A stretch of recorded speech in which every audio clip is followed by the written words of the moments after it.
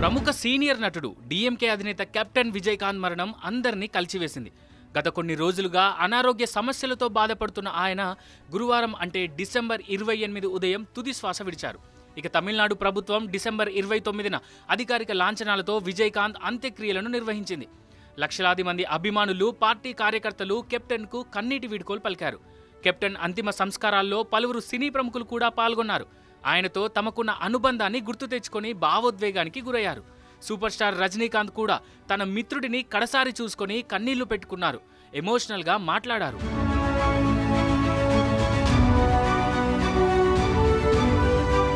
విజయకాంత్ కన్ను మూశారని తెలిసి నా హృదయం ముక్కలైంది.